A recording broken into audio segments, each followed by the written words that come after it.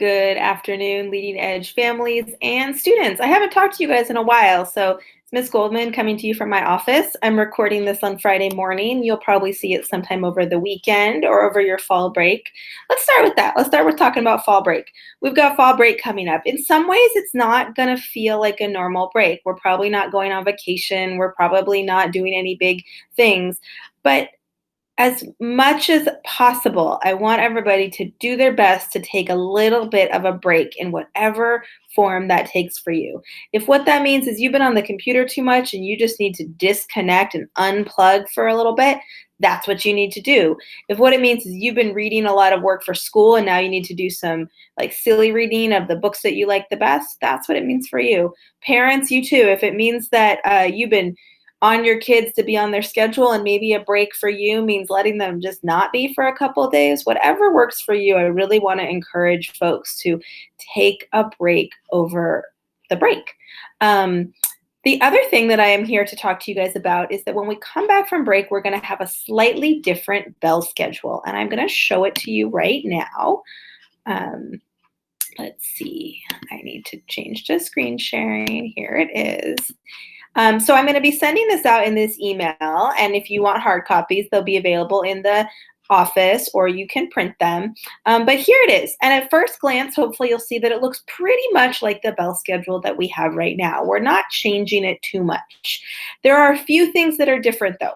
One, you'll notice, that we start a few minutes later. We're starting at 8:20, and you'll notice that we end a little bit earlier. We're going to end the school day at 2 o'clock. Office hours are then going to go from 2 to 2:45.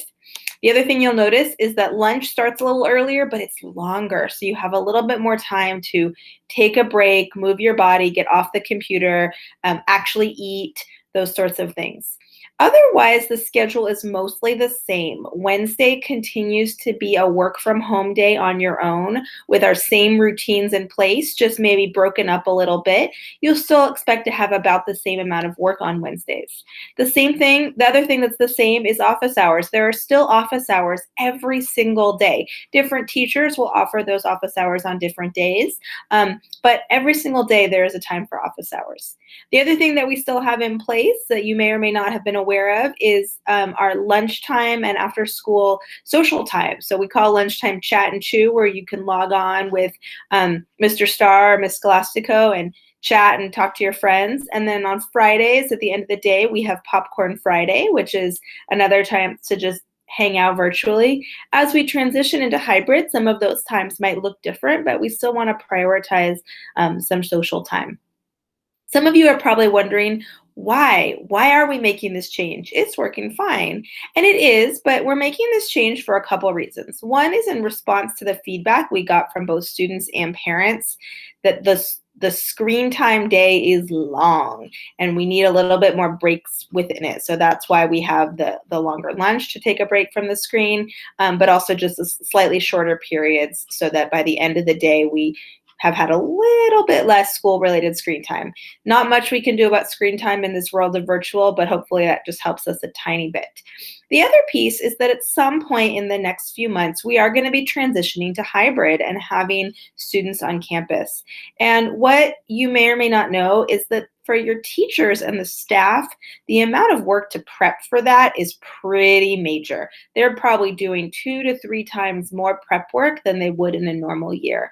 And we really need to find a way to give everybody time, and for them, that's that time at the end of the day from 3 to 4, to get that prep done so that they can provide you with the best possible learning experience and not be so tired that they got big dark circles under their eyes like Miss Goldman, right? None of us want that.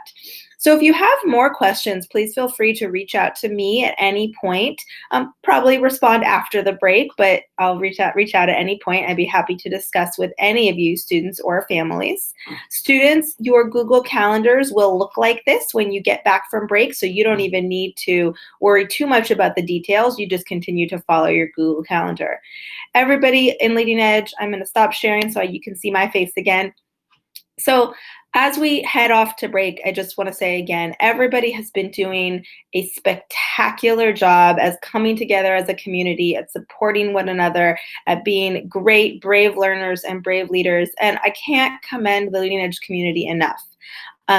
I appreciate everybody for understanding that as we go through this year, we're going to have little changes here and there that we're going to adjust to, and we're going to face them together. And as I've said since the beginning, we will weather this crisis on the strength of our community, for we truly are stronger together. So have a wonderful break. I will see you all on the other side.